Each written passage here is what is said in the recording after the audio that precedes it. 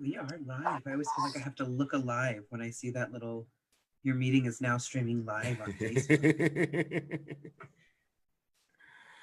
Hello, everybody. Welcome back. For those of you who were here with us yesterday, wow, you guys look really familiar.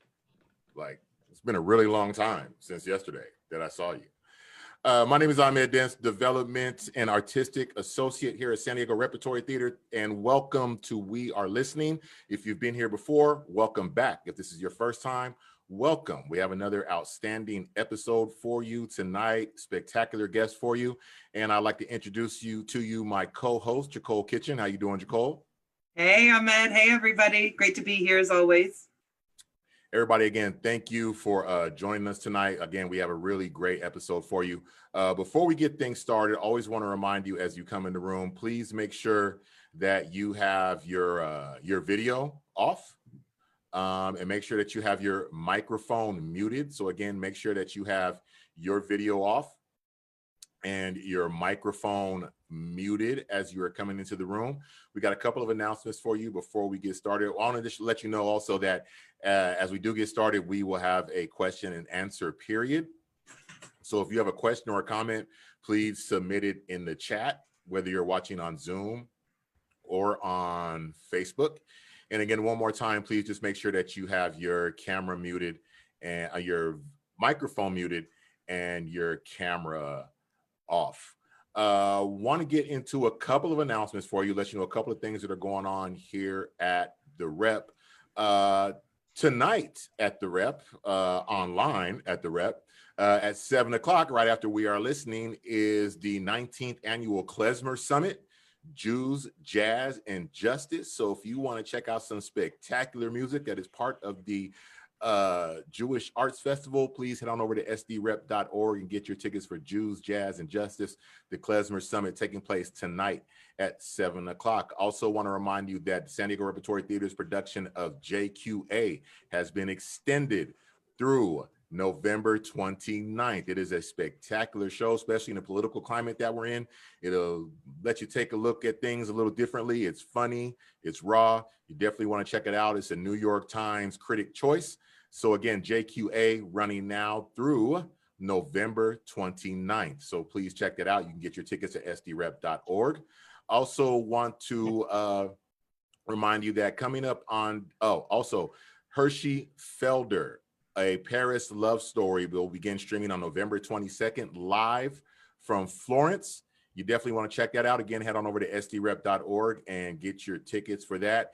And I want to remind you that coming up on December 1st, yes, Tuesday, December 1st is a National Day of Giving. It is Giving Tuesday, and San Diego Rep will be doing a day of virtual events for Giving Tuesday, a full day of virtual events, along with a special episode of We Are Listening. So get all that information at sdrep.org. And speaking of We Are Listening, as I told you, we're going back to back. We had Sam Woodhouse on yesterday, who was discussing the Rep's equity, inclusion, and diversity plans. You can check out that full video on our Facebook page, SDRep, San Diego Repertory Theater's Facebook page or YouTube page. And a couple of announcements for We Are Listening coming up. In 2 weeks, we'll be back with Nicole Pryor Derner-Sessian. There you go. See what she said.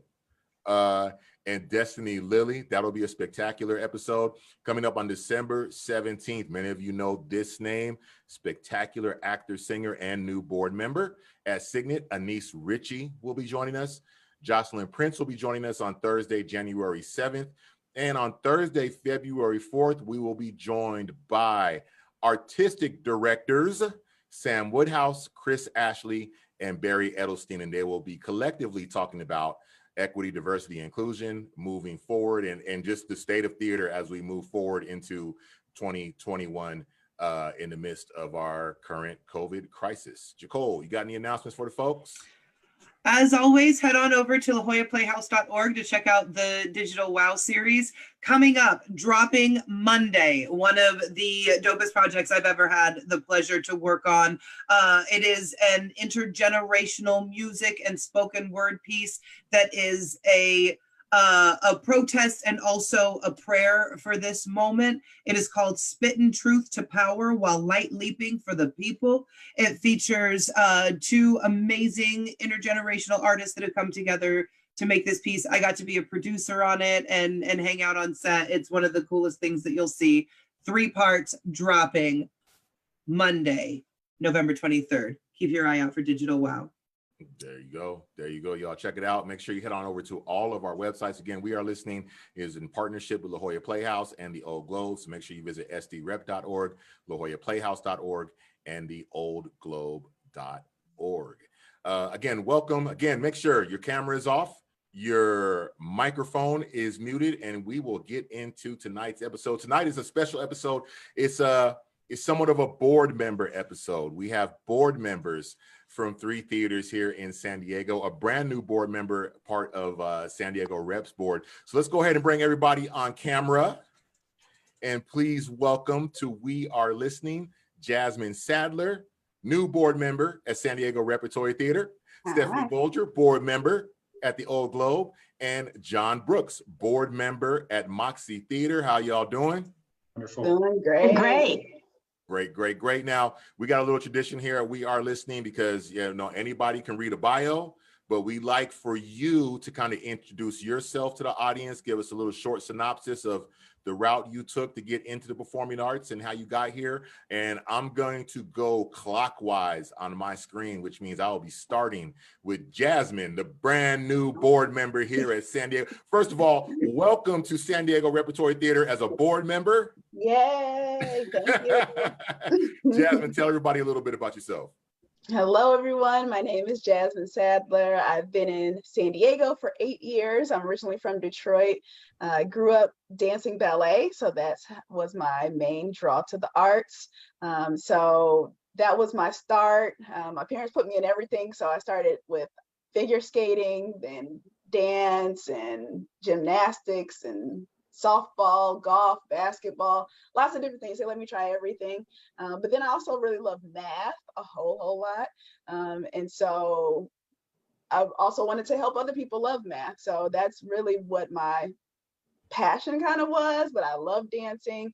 And so around the time in high school when I had to decide on a major for college, I ended up choosing between engineering or dance. And so I actually pursued aerospace engineering because of the space shuttle disaster, Columbia, that happened around that time. And as most women join the STEM space, it's because we want to help and we want to save lives and we want to do great things for the world. And so I pursued aerospace engineering, graduated from the University of Michigan, aerospace engineering with the math minor.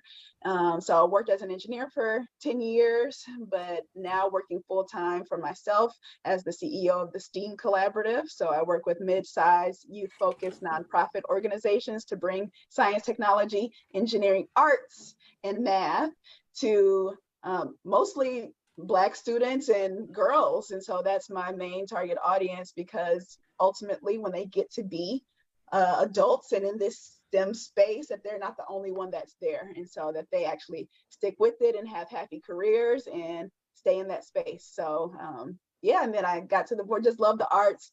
Concerts are my stress relief, all that kind of stuff. Love the live stage and just always in the space. And so John and we go way back on a few different projects, and he asked me if I could join the rep board. He nominated me to join. So it's coming full circle. So thank you, John. Thank you, Rep. Thanks, Ahmed. Like everybody here, I have to thank for my journey being here today. So thanks for having me.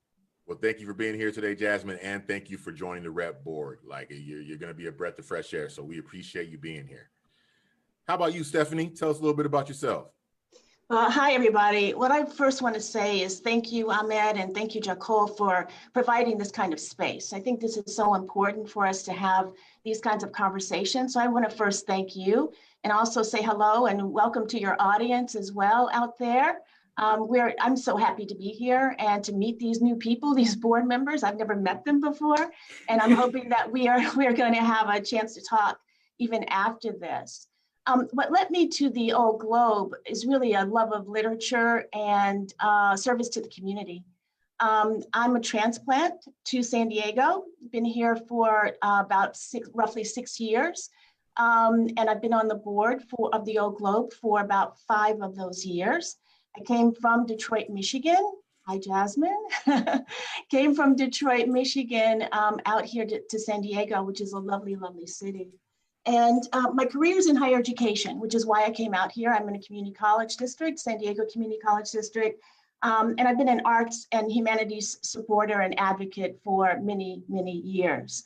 It's been really quite an honor to be on the board of the Old Globe and to assist the Old Globe with the kinds of work that board members do, which is governance and oversight and fiduciary responsibility, time, talent, treasure, those kinds of things. But what also attracted me to the Old Globe was the mission of the Old Globe, which was really solidified after I arrived. And it's to preserve and strengthen and advance American theater. And so that's what I look for. I look for the strengthening and advancing American theater on the stages and the values. This is was very compelling to me, which is making theater matter and making theater matter to more people. And that's a value system that I can get my mind around. So, really, I believe that artists, particularly theater artists, provide an important role in society because artists are, they show us our humanity and where in all of its forms. And sometimes we don't like ourselves on the stage, but that's part of what we're trying to accomplish here as well. So that's a little bit about me, and I'm looking forward to this conversation and to talking more. Thank you, Stephanie. Thank you. John, tell us a little bit about yourself, man. Thank you, and I'm happy to be here as well. So my name is John Brooks. I'm from Oakland, California. I was raised there and in Los Angeles. I was introduced to the arts at a very young age. First of all, music. My father played saxophone, and back then, pretty much all families had a piano in their house, and kids were encouraged to learn some kind of musical instrument. So I learned piano first, and then I went to the saxophone. And because of that, I was in the orchestra in elementary school and junior high school. And back then we used to have productions where the drama department would get together with the music department and put on a play for the school. So the first play was Peter Pan, and I was in the orchestra pit. I knew all my music, but I was like looking on stage the whole time, like, wow, look at those people. And I was like memorizing their lines and stuff. It just fascinated me. So that got me hooked to the theatrical arts. I stayed with music, didn't pursue theatrical art, but it remained a part of me throughout high school. I went to plays in LA, other drama type things. And then when I moved here to San Diego in 1995, I was introduced to actually the Rep first, and then Moxie Theater. And Moxie's mission is to bring a voice to women in theater. And back then, there was only 7% of the plays produced all over the United States was by women, right? So they wanted to increase the voice of women in the arts, and I was down with that. So I joined their board, and then a couple of years in, I became their board president. And then I moved to Hungary, and then I came back, and they said, you got to come back on the board. So I was roped back into that. So in between my arts thing, I'm also like Jasmine, I'm into science. So I became a wildlife biologist, and I had to choose early on too, whether I wanted to like pursue something in the arts or science. And my passion has always been environment first and foremost. So I went that route, but always kept the arts as a part of my life, because as I was telling the panelists earlier, that I believe life's a thing, and there's no law saying I can't do more than one. And the arts is life. It is. It mimics life. You see that if you go to a theater and you're looking on stage, that little small area becomes just so vast in my mind that I can see everything that's happening as if it was real time and as if it was on a stage. And I really enjoy that. All right, thank you. Thank you, all of you. As we always start off with, we start with the moment that brought us here. Of course, the moment that why we are listening even exists, and that is this year 2020. Beginning with COVID and even the deaths that led up to the death of George Floyd, and what really kind of really, you know, was the spark to really light this conversation that we're having now, not just, you know, not just here in San Diego, but nationally and worldwide. I always start off with this question of how, you know, what have your thoughts been this summer with the situation? And I'll start with you, John, because me and you kind of kicked this off together. We were here together at opening night for House of Joy, and you know, like Jay-Z said, grand opening, grand closing. Like it opened that night, and then the next day, the governor shut the state down, and that was it for the show. It went on virtually, but you know, that was the last night that, you know, we had all been in theater, had all been in a lobby, or had all been at a show, you know, together. So give me a little bit of your thoughts about what your thoughts have been this summer, as now that we've moved forward, you know, in doing virtual performances, but now theaters nationwide are in this push, you know, with inclusion and diversity. And like I always say, you know, like the statements have been made, and the this and that, and we gonna do that, and we want this, and we want this percentage of this, you know. What are your thoughts? What have been your thoughts in this summer So at this point? yeah, it's sort of mixed, because I think first and foremost, in my mind, it goes, I've heard this before. I mean, I lived through the 60 riots, and promises were made and promises were broken, and people forget and go on with their busy lives. I think the difference with this one, because we are more into the digital age where people can see things more real time than in the past.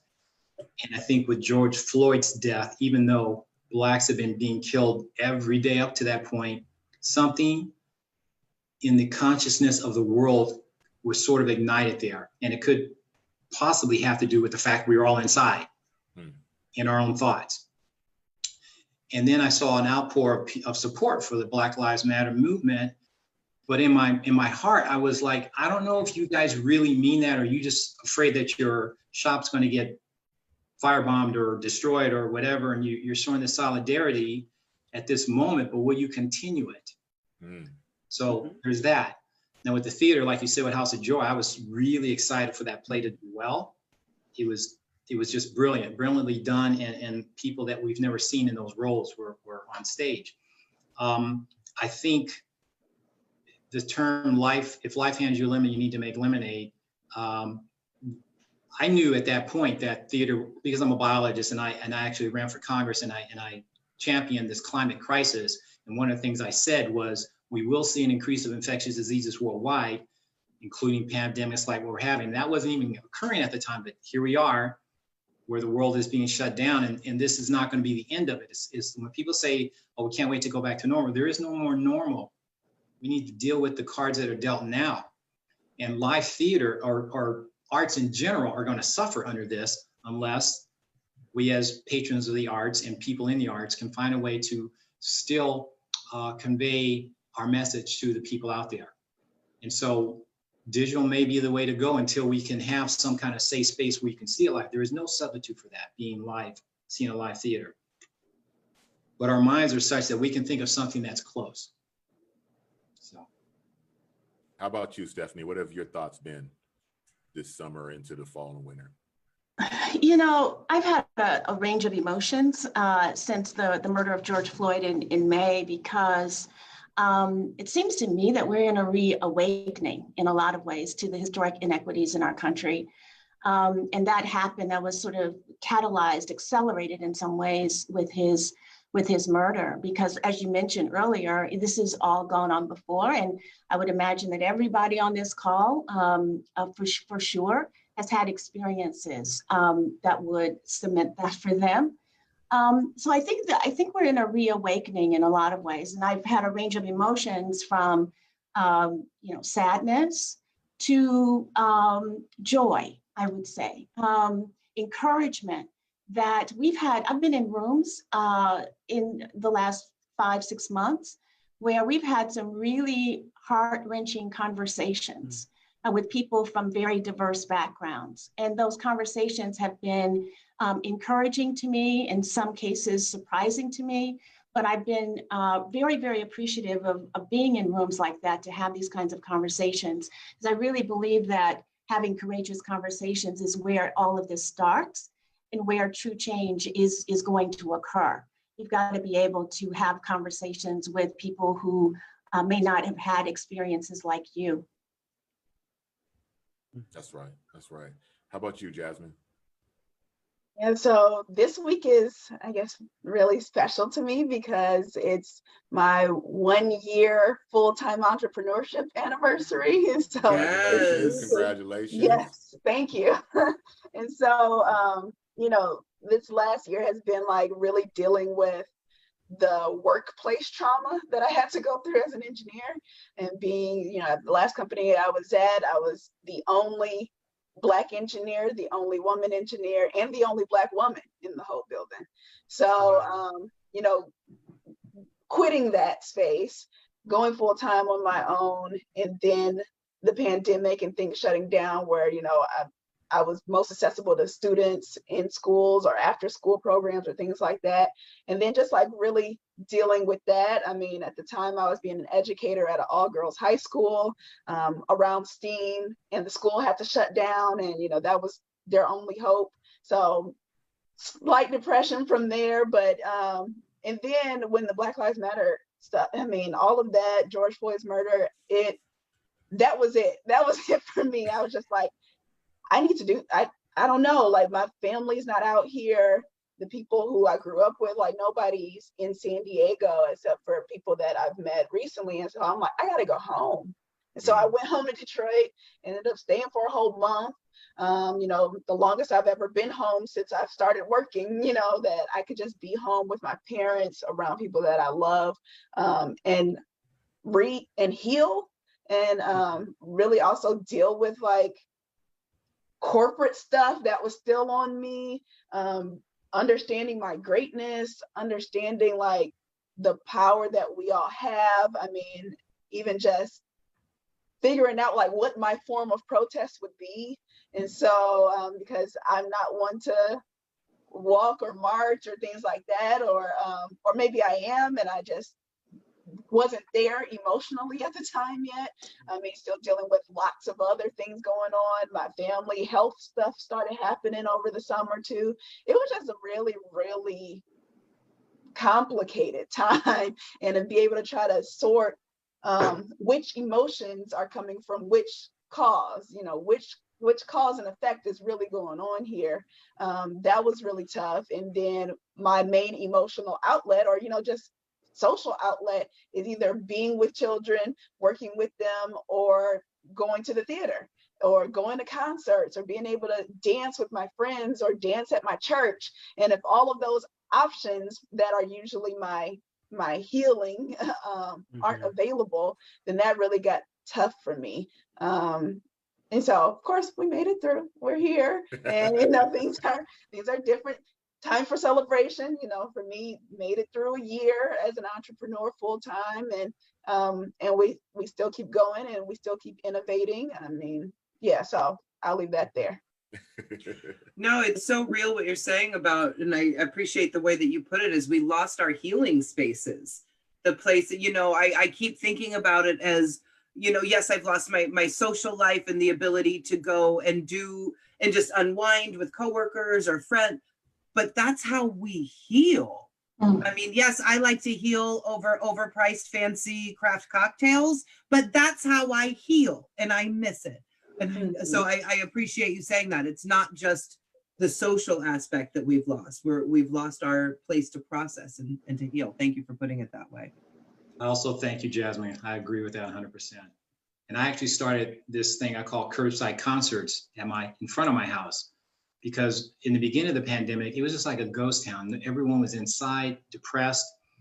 And since music was my outlet, I thought, and I play saxophone, but I literally stopped playing. I don't play anymore. I just don't feel it. But I have friends that are professional musicians, and I know they're hurting. So I asked my neighbors first. I said, you guys mind if like I have some friends over and play in the street? Would you guys? Oh yeah, we totally would love that. Wow. So I started doing that, and it's just like taken off. And I've tried to stop a couple. No, don't stop. So people come, the band's in front of my house, and people are in the street, and the sidewalks are socially distant, physically distant. and everyone loves it. Just 1 hour, and it just brings an hour of joy to people.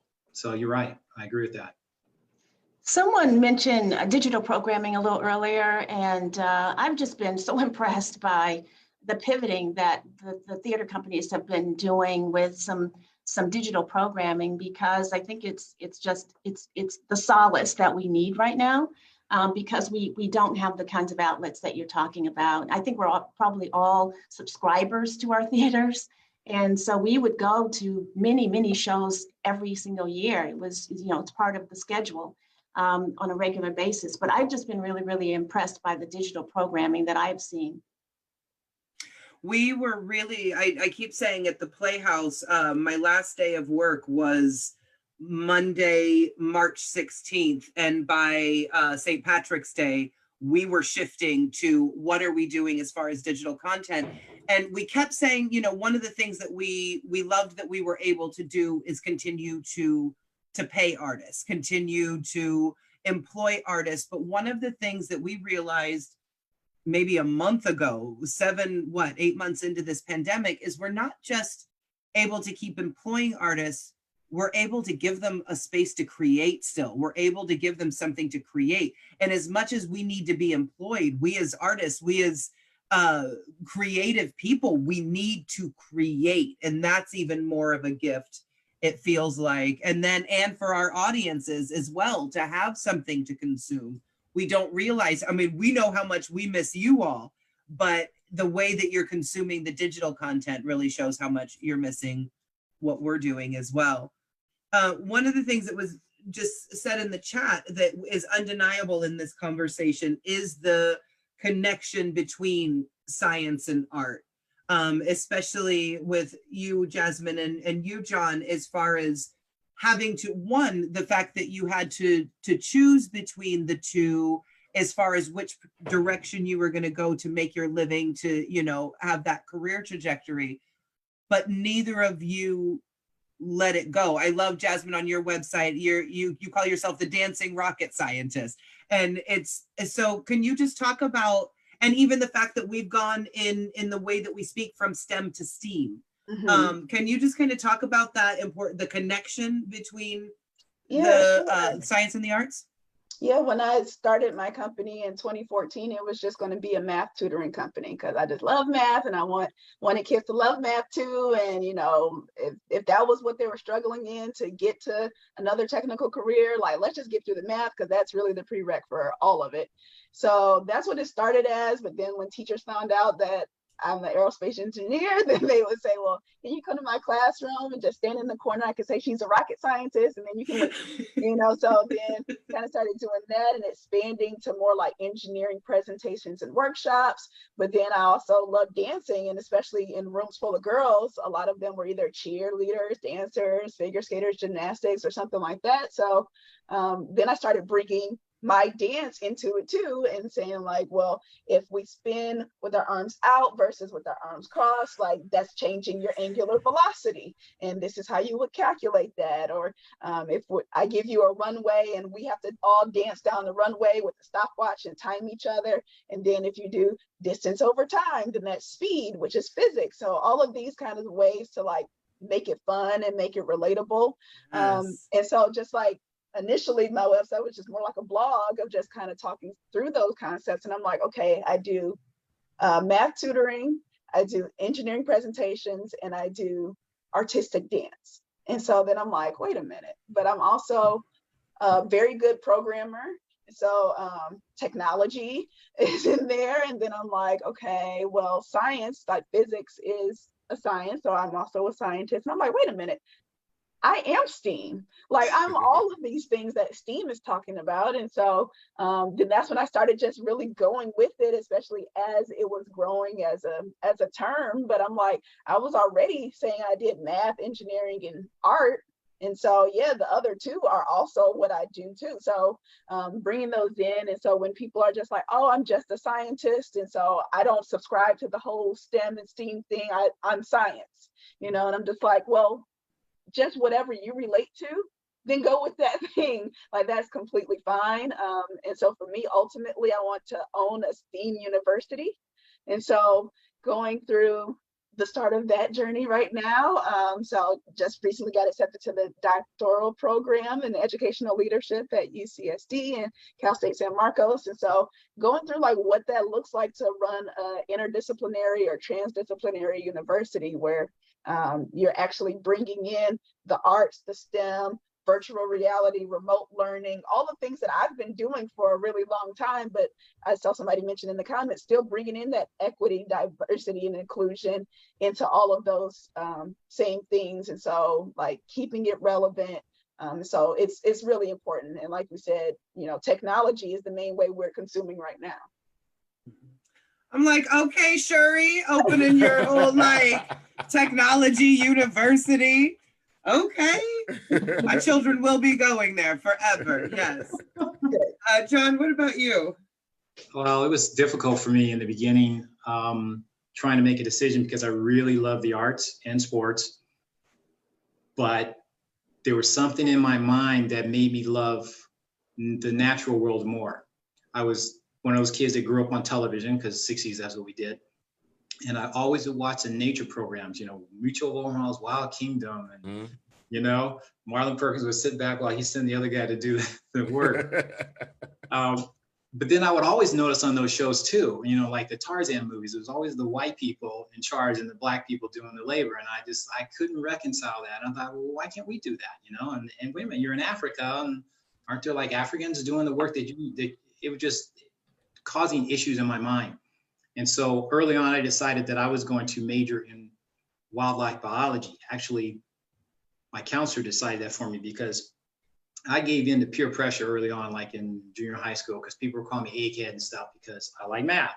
Well, I didn't like math, but I could do it, you know, better than the average person. I'm dyslexic, so it really was hard after a certain point in time. But and so I started dummying down and getting bad grades. And my counselor said, "What's going on here?"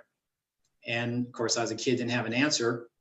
And she said, "What did you say you wanted to do?" And I said, "Well, I want to help animals." She said, "How are you going to do that?" I said, "I don't know, get a job, go work at the zoo or something." She says, "What you want to do, you have to go to college, and you're not going to get in. So either you turn around now or you can forget it." She said more than that, but she did that 2 years in a row. And the second year it stuck. And I said, she's right. Why am I so concerned about what my peers think of me when they're probably not going to be a part of my life down the road? If this is something I want to do, I have to do this for me. So, I mean, I stay with the arts, still playing music and all that, but I decided, all right, I'm going to buckle down, as we used to say, and just start studying. And I changed from like a 1.6 GPA to a 3.6, enough to get me into college. So I went to the University of Montana, was the first Black graduate to get a degree in wildlife biology from that university, which didn't really register till after I got out, because I'm thinking, well, I'm the first? This is like 1981. That's crazy. But there's no one like us that we can look up to in that respect. Again, going back to the Tarzan movies and all those other shows, it was always white people doing stuff and minorities just kind of like being day labor. So, I mean, I say this because it was subconscious. It wasn't something I really processed, but I know it was in the back of my mind. So as I went through my career, it was like, it was clear that I was the oddity. And like, I lived in towns that I was the only Black guy, you know, Black person, you know, in North Dakota and Wyoming and Montana and places like that. But I was like loving it. I loved being there. I really didn't care about what they thought of me. I was there because I really loved conservation work. And I forgot what your question was, because I think I went on a sidetrack here. Well, it was just about the connection. Yeah, sorry, go ahead, Ahmed.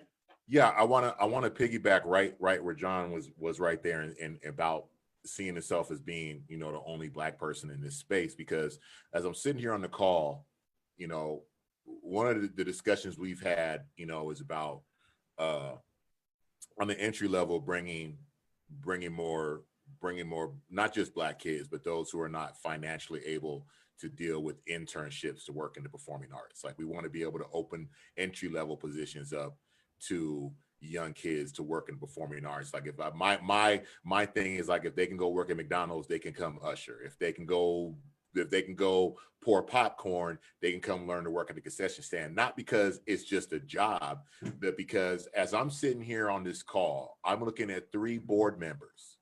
I'm looking at you, John, who ran for the 53rd Congressional District, a filmmaker. I'm looking at you, Stephanie, Vice Chancellor at San Diego at the San Diego City College, San Diego Community City College District. I'm looking at you, Jasmine, being a literal rocket scientist. But I'm also looking at all of you as being board members. And my thing with them coming in is I want them to come into this industry and see people that they don't usually see in spaces that they don't usually see being occupied by people who look like us.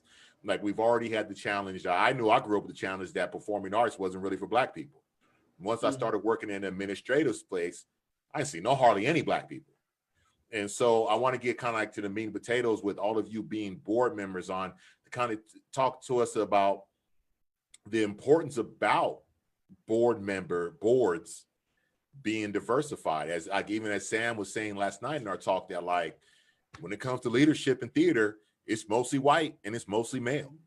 You know, so I would like all of you to speak to us as far as what your thoughts are, and you know, particularly what led you to the board route. We already kind of went over that, but what is the importance of being on the board, especially being Black people being on the board in the performing arts?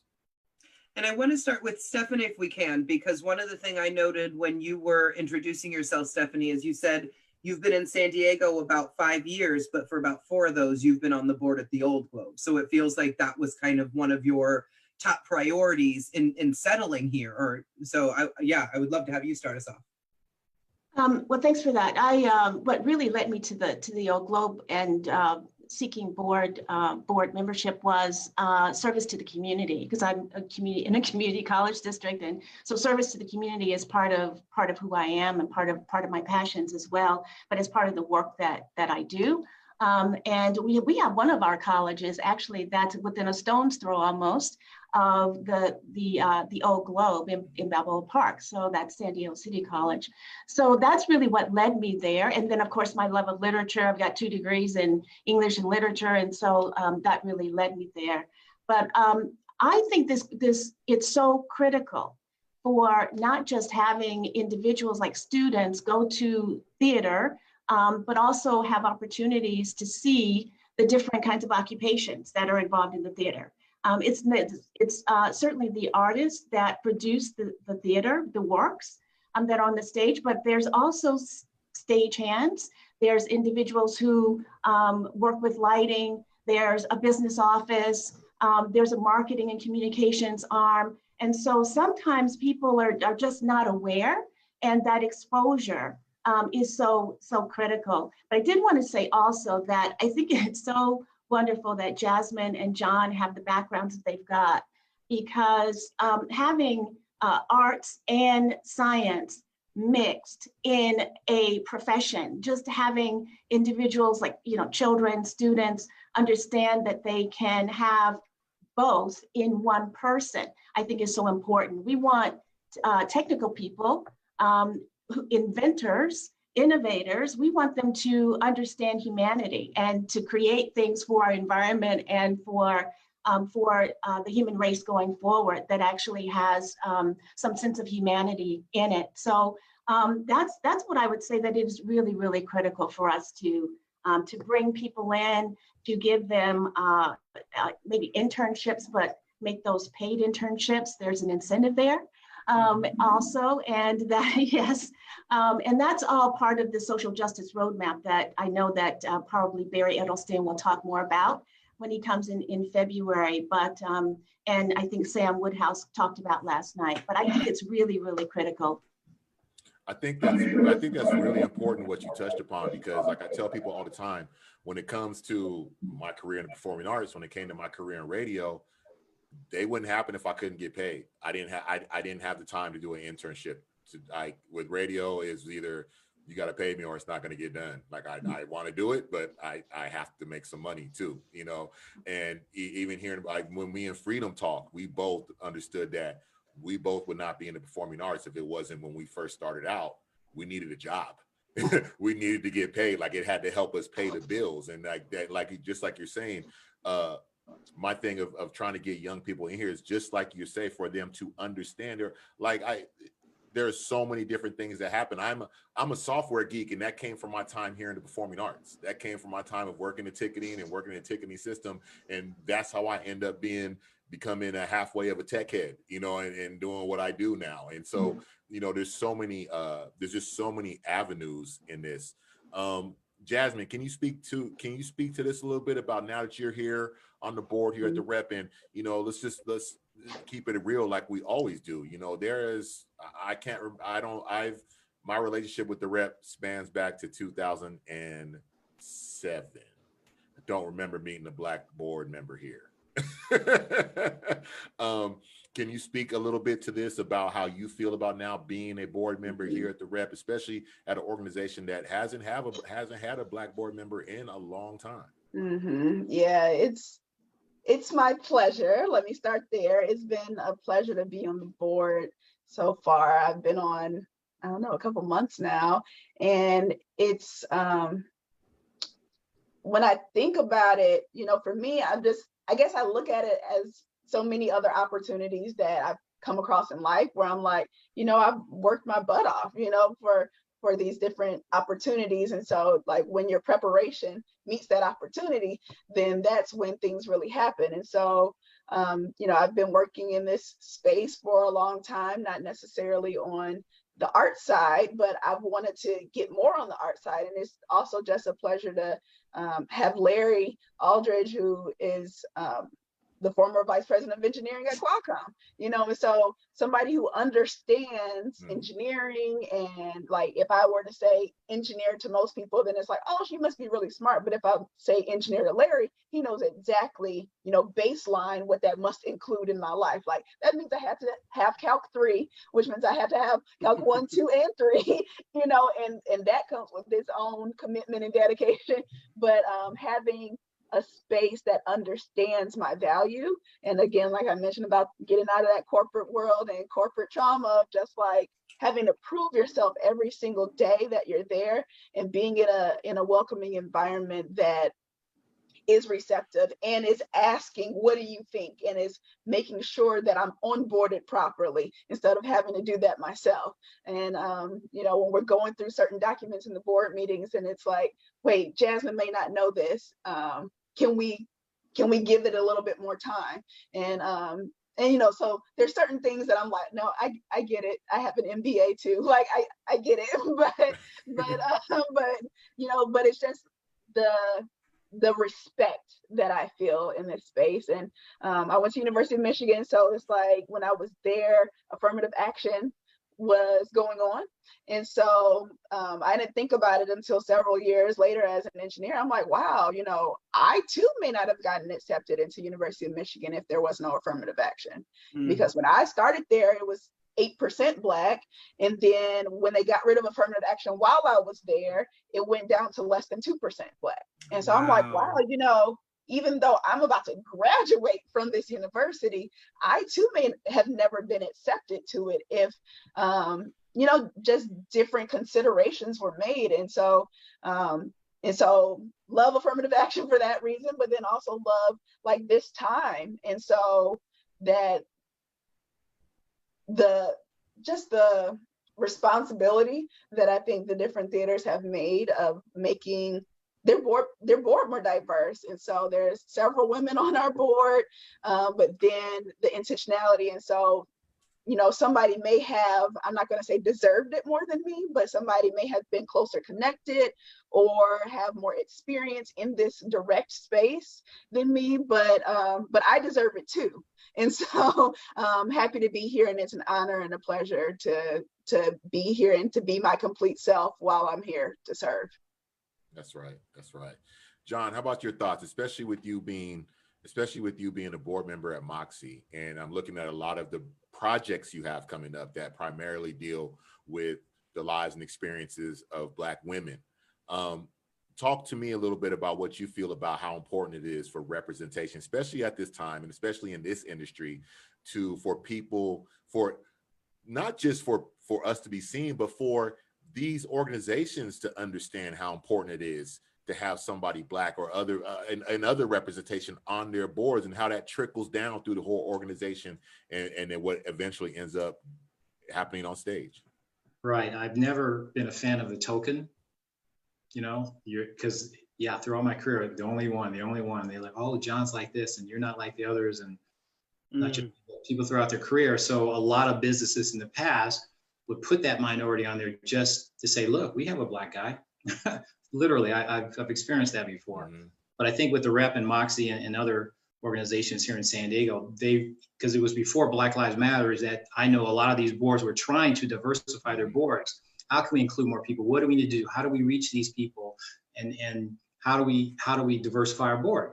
So I think it begins at a very young age, like I was talking about elementary school and high school, because you have to develop that interest.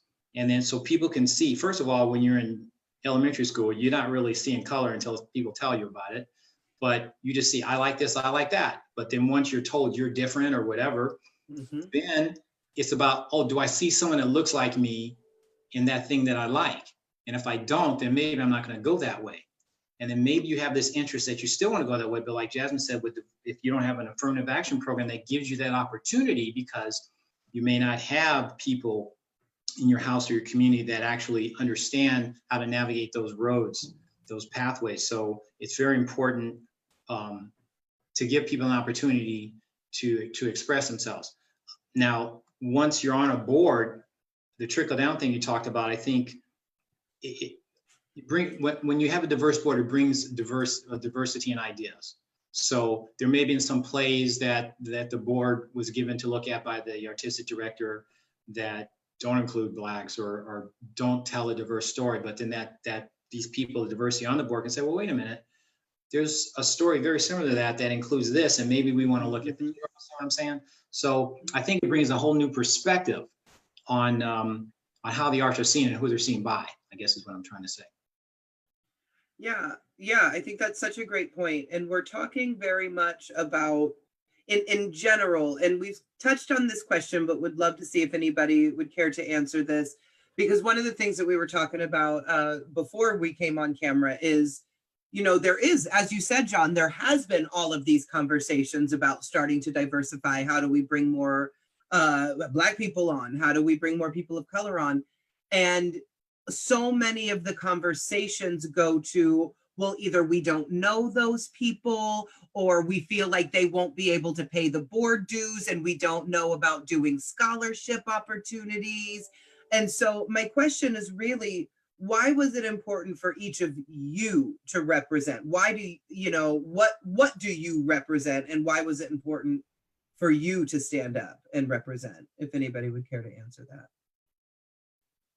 For me, yeah, go on, John. Sorry, it was more about the woman's voice initially, because I saw them being oppressed in the theatrical field, and I wanted to help that voice get amplified. So that was the first and foremost for me. Moxie at that time was doing diverse plays. I mean, I saw people that looked like me on stage. They had a Black artistic director. So in my mind, there wasn't much of a problem at that theater. So yeah, it was more for the female voice for me initially.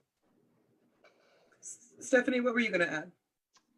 I was going to add that since my experience was really looking for an opportunity to provide service and marry that with my literature interest, then that's really what motivated me. It was less for me that I was an African-American woman than it was those kinds of things. And so since then, of course, I mean, I always feel a sense of responsibility.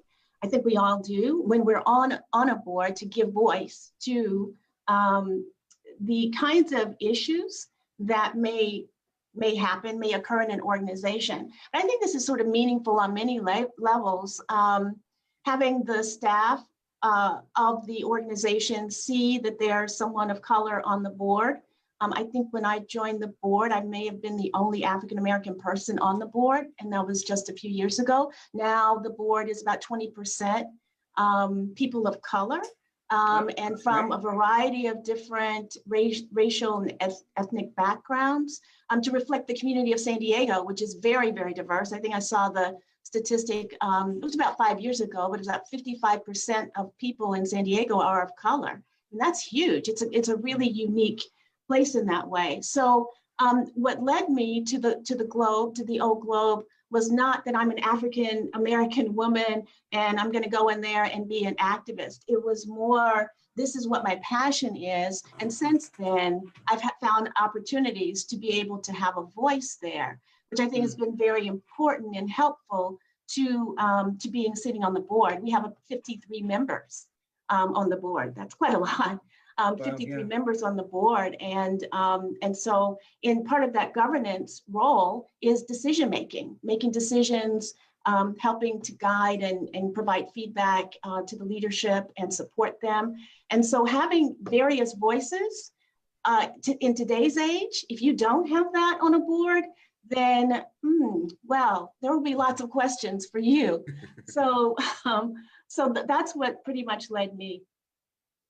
Yeah, I can speak a little bit to, for me, same thing or similar thing as Stephanie. Like, it wasn't because I was a Black woman that I thought this board needed to reflect people like me. It was more so, I mean, and I went through, I think, 4 different interviews with a few of the different board members. And what the theme that I realized kept coming up for me was helping more STEM people. And like a lot of my network are Black engineers. So helping these Black engineers come to the theater for the first time, like, you know, they're early career, mid-career, or even later career engineers who've never been to the theater before, and exposing these very technical people, but also culturally artistic. And so, you know, when you design your own t-shirts and you design your own logo and all of these artsy type things, but you don't even know that they're art really, or you don't associate them as art.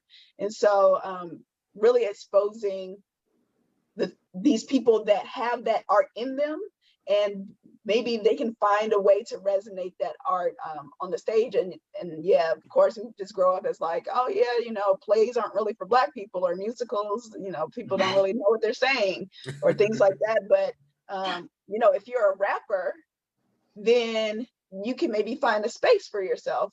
And like, once you go, you can get inspired in a different way. And that's usually what it does for me, is just like a different form of inspiration.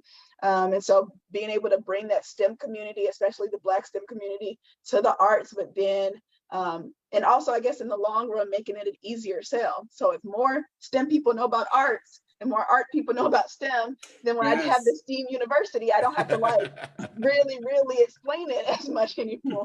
And so, yeah, so that's also a nice win out of it for me. Yes. You know, Stephanie, there's something you said that I want to touch on, and Susan Udevin is in the audience tonight. She was watching last night with Sam, and she kind of brushed upon this about the size, you know, how important is the size of a board. And there was something that you said about what the percentage was when you got there and then to what it is now. Can you speak to if there were any growing pains in transforming that board? Like, I guess what I'm trying to ask, in transforming that board and growing in size and becoming diverse, what were the growing pains, or maybe some of the grumblings in that process happening?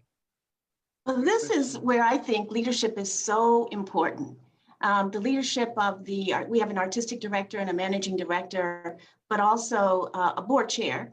And I think leadership is really, really critical in this arena, because when you have leadership that's committed to diversity, equity, and inclusion, then it makes the messaging a lot different than if you don't.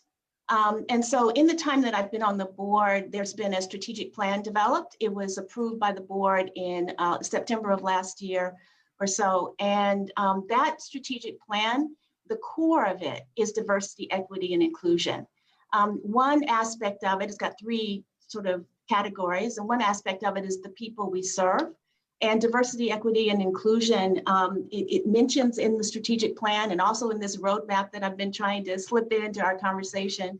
But it mentions board composition, it mentions board leadership. And so when you have that kind of leadership in the organization and also on the board itself, then it makes the experience of someone who's of color on the board a lot easier in a lot of ways. You don't feel that you're alone, even though all of us have different viewpoints, but it allows us to be able to share those viewpoints. And as I mentioned earlier, the murder of George Floyd really kind of accelerated this work. Mm-hmm. So the strategic plan and the organization's moving in that direction of DEI, but then you have this crisis that's happened, and you've got economic crisis, health crisis, and then of course that would happen in May. And so we've had lots of conversations, and those conversations have really moved us forward. And so honesty, empathy, understanding, all of those things really have come to play in just a few months. I tend to wonder if we were not in a COVID-19 pandemic, when we, you know, being at home, reflecting on all of this, if we would have gotten as far as we have. I'd like to think that we would have. But that's what I would say in terms of challenges. You know what it's like being the only person in the room. You know what it's like. And so there's a sense of responsibility always, but we've been in those kinds of rooms all along the way in our lives. John went to Montana for college. You know, I went to Utah for college. I mean, I've had an experience in Detroit. So I don't know, you just kind of adapt, don't you? You adapt and you adjust.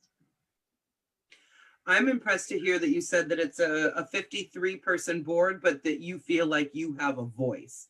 That to me is what's important as far as representation, because it's not just having a seat at the table, because that's a big table and folks can get lost in their seats there. But the fact that even at that sizable table, everyone has a voice, I think that's fantastic.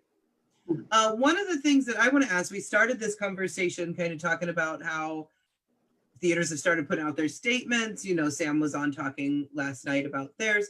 I am curious about how you feel about the statements that your respective theaters have put out and how involved the board was in that process. So Moxie's statement was done by staff. I mean, they ran it by us, but they took it upon themselves to go for it. And I've never had a problem with Moxie stepping up to the plate, doing stuff like this. So in my mind, it wasn't a reactionary thing. It was like, oh no, we need to get on board with this. You know, they're out there in the trenches. So. Yeah, no, for me, that was already developed when I joined the board. And so it was really nice that, you know, I could Google a place and they had one page already dedicated to Black Lives Matter and their statement on diversity. And so that was really encouraging. But of course, we know that just because somebody has it on their website isn't really what they actually live. So in my 4 interviews, I'm also interviewing them on like, where do they see it going? Is there a space where I can bring all of me to this board? Will it be received and accepted? I mean, and then even, you know, for me, it's like, is there anybody who already looks like me there? Or am I going to be the one trying to forge this whole movement? And so, so that was really nice to see that there was already a statement that's embedded in San Diego Rep, what's been done for a long time, bringing this diversity aspect to the stage and having different leaders on the stage, and you know, even having custom roles written for you know, just people who usually don't get the spotlight on the stage. I'm super proud. Oh, I'm sorry, go ahead. Oh, I mean, I'm super proud of what's occurred. The social justice roadmap, it's on the website now. It was placed there. I think it's got a date of October 12th. And I'm just really, really proud of it. I know you'll have some more in-depth conversations about the details of it, but I would just welcome everybody to take a look at it, because the Oak Globes, I haven't taken a look at all of them. I did take a look at the La Jolla Playhouse a few months ago, but the detail of it, it's about systems, structures, and processes. And I'm thinking that when you change those, then you're going to be able to change culture, and that will be sustainable over the long term, even after I'm on the board, after our leadership has moved on to other opportunities. If we don't want them to leave, I don't want that message to get out. But what is set in motion in the social justice roadmap, I think could be very much transformative for the institution. Absolutely. Absolutely. I feel the same way about the action plan that La Jolla Playhouse put in place. It really is about breaking down systemic. I never know when I'm supposed to use which one of those, but breaking down all of the things that are entrenched in what we do, the things that were built into the structure. Let's dismantle it. And I appreciate, and I know that this happened at the Old Globe as well, that just things halted. I will speak only for the Playhouse right now, but everything halted. And all of our artistic meetings were dedicated to the language and what are we really going to do. So I just appreciate a lot of exactly what you're saying, that this is a shift. And I don't know that I completely feel the same way that you do, Stephanie, and having the hope that this would have happened whether or not we were at home. I don't think it would have, but we don't have to think about that because we were. And this is happening, and we have the attention, the time and attention to be able to put toward this where it's absolutely necessary. Can I add one more thing, please? Yeah, for sure. Piggybacking on what you both just said, I think it's also incumbent upon the audiences to open their minds and be open to other types of art forms, not just the things that they've been used to, because we're all victims of the same system. You know, it's funny that you say that, and I want to double back to something that Stephanie said, but when me and Jacole talked to Sheldon Epps, and he talked about when he started at Pasadena Playhouse, and how, Jacole, was it a board member or was it just a longtime subscriber? Was it a board member? I think it was a board member, yeah. That was basically telling them like they weren't coming back to the theater. Like, you know, they didn't know what Sheldon was about to do with the theater or what he was going to turn into. I guess everybody thought it was about to turn into the Black Ghetto Theater or something like that. Now that Sheldon was going to be the artistic director. But I don't know how many years later he said it was that same person came back to him in the lobby and thanked him for being there and was glad that he was there. I know when we first released, earlier this summer, when we first released statements, we got those responses. We got those responses from longtime subscribers and donors that were just like, a lot of people were really disappointed to read them. I wasn't surprised because I knew it was coming. You know what I mean? Like, oh yeah, y'all should have, that's coming, In the meeting the other day in speaking with Sam and the artistic staff about this, like I always mention that, this particular movement will never be separated from COVID, and I don't have the confidence that I don't have the confidence that it would have been met. This moment would have been without us being on lockdown. I think it was the combination of the country being shut down. I think it was the combination of economics being turned on their head, and then and seeing the death of George Floyd, and I think it all came to be this perfect storm for 2020. And sometimes I do wish that, but like Jacole said, we don't have to worry about that because it is what it is. But I do still have to worry that, as we talked about yesterday, racism is a very, very strong organism. It's a very, very strong thing. And it seems to find its way back to the forefront. And so I want to get your thoughts as we move forward. What are the things that need to happen to make sure that, because what I'm afraid of is that we get down the road, restrictions get eased. It's almost like the election. I don't want everyone to get comfortable. Don't get comfortable. Don't just head back to brunch. There's stuff to do. And so I want to get your thoughts as we do move forward. What are your thoughts or fears as we move forward and theater opens back up? What needs to happen to make sure that these mindsets don't come back around, or the mindset that everybody has now, we don't get lethargic or inertia that, sets in and we just go back to business as usual? We're using that sciencey word, inertia. You only use that because John and Jasmine are here. That's good. He ain't That's never good. said inertia before. Hey, it was in there. I figured let me pull one out of the Put let it me in pull there. one out of the bag. Yeah, I can start that. Yeah, it's, and so yes, again, we don't need to go into like if this would have been a thing, but one lesson that I'll say that I learned from COVID is the value of life. And so that was like a really big thing that people were understanding towards, March, April, even prior to that when people were passing away because of COVID. And so just understanding the value of life, and then to have someone take someone else's, that COVID didn't take that life, and so I think that may have also been a big thing, or at least it was for me, that, there's this pandemic going on that's taking lives, but then there's people taking lives, and then there's just life that it's their time to go, and so just naturally, or in car accidents, or my dad ended up having a stroke over the summer, and so it's just like there's so many ways to value life, and for it to be taken from someone, I think that was a big part of it for me. That was just like, wow, this is crazy.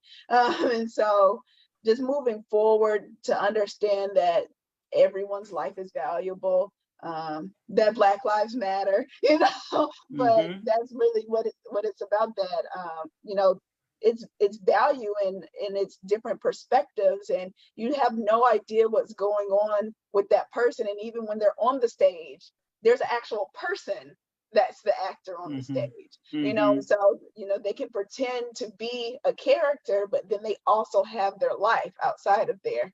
And so to know that our lives and our presence is sometimes intimidating and not welcome in certain spaces, and then to understand that it's tough. Life is tough being Black in America. And so, a lot of it that we live on an everyday basis, I think other people got a glimpse of that. I also think that it's kind of just a thing that happened in Black history again, at this point, that people were more concerned about other things than life. And so, I already think it's dwindling. I love this space, that We Are Listening space, that is ongoing, that I feel like probably will be ongoing for a very long time, because we need to be reminded, as much as we don't want to be, we need to be reminded that this is still a thing. People are still dying. Black people are still dying from hypertension still, and so like there's other issues that are killing Black people. And so to be able to be in a space where we can save lives instead of more of them being taken, especially intentionally taken, then that's where we should move forward from here. Yes. Yeah, I share the emotion and the pain and all of that. It's been a really hard 6 or 7 months or so, but also I remember I also said that there's joy here. So I happen to not say no to a lot that the Oak Globe asked me to do, hence I'm here tonight. But one of the things I do is I'm co-chair of the Strategic Planning Committee, and I mentioned the plan that was approved by the board last September. And it's also work that I do at the college. But what happens is that if you measure what you value, then what occurs as a part of the plan can be discussed. It can be, you can ask questions about it. So as board members, one of our responsibilities is to ask these kinds of critical questions, to have these or start these sort of courageous conversations and kind of talk about metrics. Ask the organization, do you have metrics for these? And can you give us reports about what's happening in this plan? And so in those ways, I feel very, very optimistic that at least for the Old Globe, which is what I can speak to, that as we move forward, that there's going to be some demonstration of progress. And it's going to be transparent. I think transparency is important too here. And so you'll see the progress on websites and that sort of thing. And so then the public, you know, the audience that we want to attract to the Globe, the current audience that's in the Globe, and so and other theaters as well. I think we'll be able to hold the Globe accountable, because I think that's part of this work is to hold the organizations accountable. Mm-hmm. I think observation leads to wisdom is one of my favorite phrases, and that we need to become comfortable with being uncomfortable. Mm. And this conversation, as Stephanie said earlier on, needs to continue. It needs to be ongoing, sort of like a truth and reconciliation type thing. We're not going to heal if we keep sweeping this under the rug. And I go back to a play I saw at the Old Globe a long, long time ago. I think it was called Red Velvet. Mm-hmm. It's on. Yeah, people didn't want to go see his play because he was Black. He was a brilliant artist. And it was amazing. So we are still living the same issues that Blacks were living way back when. And that's because this conversation has never been had in the United States. And until we have it, there's no moving forward. As Jasmine said, I'll paraphrase, but we're fatigued. I'm tired. So other people need to step up. Mm-hmm. So that was like that reminds me of what Sam said last night, that when he met Amiri Baraka and he told Sam that, you know, you could just live your life and just learn about you. He said, I have to know everything about you and me. Mm-hmm. You know, he told Sam, I got to know everything about me, but I got to know everything about you too. You know, it's not enough. I can't just walk through America knowing about me and think everything, you know, is all good. One other consideration, especially with all of you being board members, as these plans are going into effect and as we do want them to continue, we already know, like, everybody in the performing arts right now is that, you know, just because we can't do what we do, you know, money is a huge consideration. We know what's happening to budgets. We know what's going on. We know people are being laid off.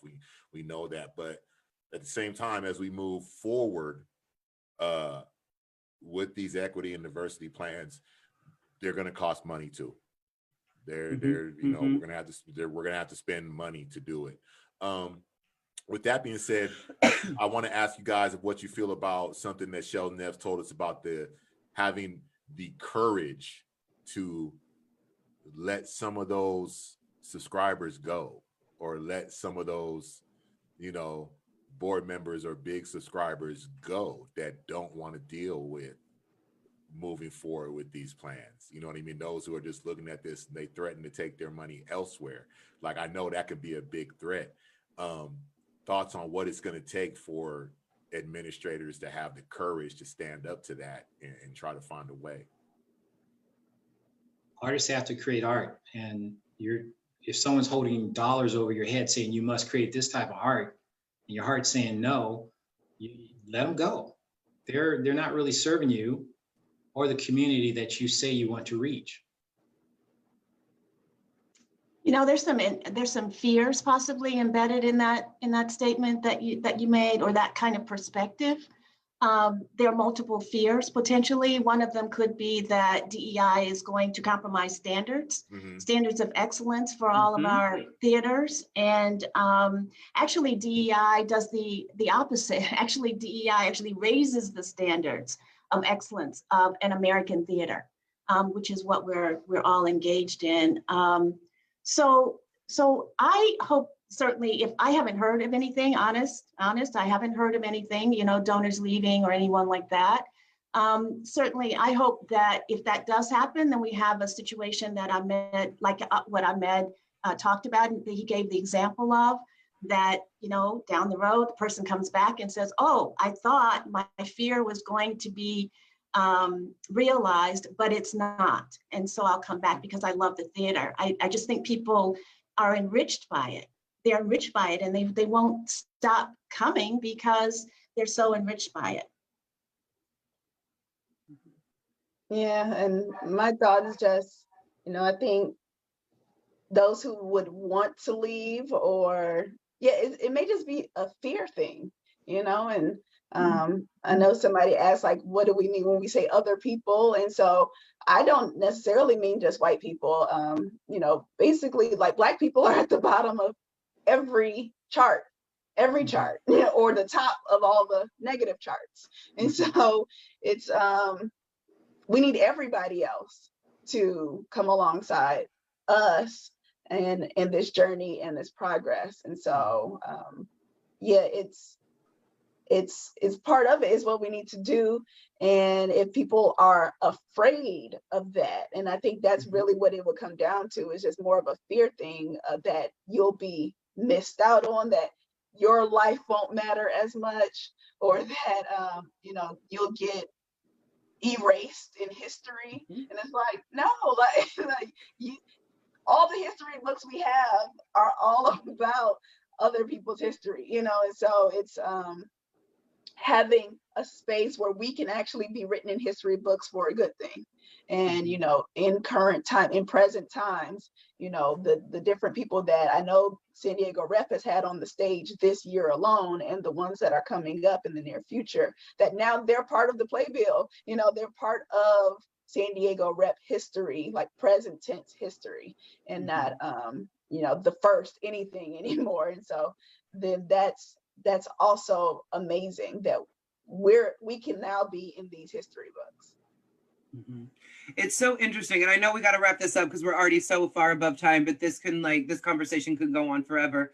But you touched on so much of it, Jasmine, as far as fear. And I say it's fear and security, at least from our standpoint, because I will say the only time it feels like we are truly considering plays that go off of what we feel is our mission, the only time we're considering plays with, let's say, an all-white creative team or an all-white cast or what have you, are when there's money attached to it. And it's a person whose relationship we have had for a long time. And this is a commercial producer or somebody, again, who has been willing to fund things in the past. But there's that fear of saying, no, we're not willing to do that. We appreciate you wanting to bring this play to us, but that's not on our mission. There's that fear of losing that money, that if we say no to this one, maybe they won't bring other plays to us. And that's our bread and butter. That's what takes us to broad, that's commercial. But then there's also that security. And it's such a warm security blanket to know that this play is brought to us with money. No, it's not something that we would probably produce otherwise, but this person has money and they have the possibility of bringing names, which brings in more money. And so we're afraid to take that security blanket off, because what might happen? Oh, we might get new audiences. We might do something dope that's not that. Or you know what? We might lose a couple people, but so be it. Bye, Felicia. We don't need you here. If you don't like the direction that we're going, don't come back. But we're afraid to say that as well. I never use that term, bye, Felicia. I don't even know what just happened to me just then. I don't know who got channeled through me. But go. That's the whole point. Like, let's stop operating our institutions out of fear. Yeah. As we get ready to wrap things up, I want to give each one of you an opportunity to, you know, just give some final words for now, because I expect to have y'all back in the near future, because I don't see this platform going anywhere. And the reason why is because we have loyal watchers like Susan, who just told me that was a subscriber who said that to Sheldon Ebb. So Susan was like, I got y'all. I was watching. It was a subscriber. Super viewer. But just a moment for you guys to, you know, give some parting shots to the audience who's watching, and, you know, any words you want of encouragement or anything you want to say, because everyone who is on this call is in some way part of this community. They're in part. If they didn't want to see this theater community survive, trust me, they would not be watching this right now. Everyone who's watching this is invested in seeing this theater community survive, and not only survive, but go forward and thrive and thrive in diversity. So if there are any parting words, I'll start with you, again, I'll go clockwise. I'll start with you, Jasmine, if you have any parting shots you want to give our audience tonight. Well, yes, thank you for having me, for sure. It's like I said, it's a pleasure to serve and to be here and to learn myself. And so, yeah, just being in this space where we can speak and you all are listening, that having this as a space where we can do that. But then also one thing that I'm loving about it is that I haven't really seen too much, of course I haven't been on the board long, but I haven't seen too many collaborations between the theaters. And like, this is one of the things that has grown out of that is like, if we want to have Black board members on one panel, it has to be one from this one and one from this. Right. There's not a lot of us. And so like we said, we'll be back, because if you want to do another one with Black board members, there's only a couple of us, so like this is an awesome time, and then like brings all of these theaters to start collaborating and showcasing like, okay, so who's got the best diversity? Okay, so who's got the most growth? And like even start competing in that way, which is awesome. Like we can only win if we're all competing around the lens of equity. So that's my final thoughts. Thank you for having me. Thank you. How about you, Stephanie? I want to thank you, all of you as well. I really appreciate getting to know you. I feel like I know you now, so we'll have to keep in touch. I want to share a quote that I read in an article, I think this week. It's by Dominique Morisseau, and everybody knows who she is, I think. And I think that she meant this quote, well, it actually just applies to everyone. And I just wanted to kind of read this to you. She happens to be from Detroit, and but that wasn't a bias here. It was a really great article. And the Old Globe put Skeleton Crew, we had Skeleton Crew, which is one of her plays on the stage in about, I think, 2016, 17 or so. But it says, if you truly love people, you learn their language. If you truly love people, you learn their language. And to me, it spoke to empathy. It spoke to engagement. What we're trying to do with audiences, all of our audiences, is to understand and have empathy and understanding for the different languages that people have that we're trying to attract to the theater. So I just want to thank everybody again, and thanks for having me, and look forward to joining you again. Thank you, Stephanie. How about you, John? Thank you, and I'm also very honored to be here. Thank you for the invitation to speak or be a part of this great panel. I think this is a great opportunity for the arts, like, again, life hands you lemon, make lemonade. And this space you have, we are listening. I think this is great and needs to continue.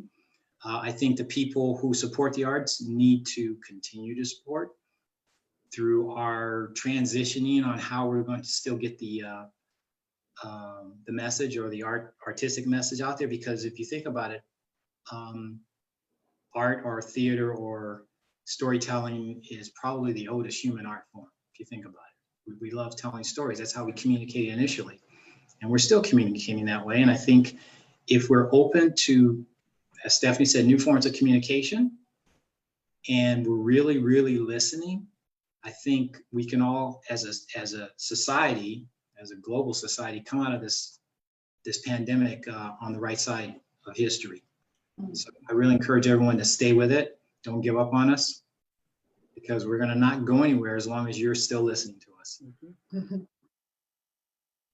Again, thank all of you for joining us tonight. It's greatly appreciated. Another great conversation. The audience thanks you. I want to remind everybody we'll be back in 2 weeks. I click on it now so that you can click on it before when we end. Sharissa closes the page and it's not there, but I did put in the link for our next We Are Listening coming up on December 3rd with Destiny Lilly and Nicole Pryor-Dennis-Serzian. I think I got it right. Okay, got close. And it's going to be a fantastic conversation about representation in casting and in talent management, which I think is going to be something that a lot of people need to hear. Yeah, for sure, for sure. Again, everybody, thank you. Make sure you visit sdrep.org, visit lajollaplayhouse.org, visit theoldglobe.org. Check out all of I know we can't get together, but we're trying to put together some spectacular digital events for you all to take part of. This is part of that. So thank all of you. Jacole, you got anything else for the folks?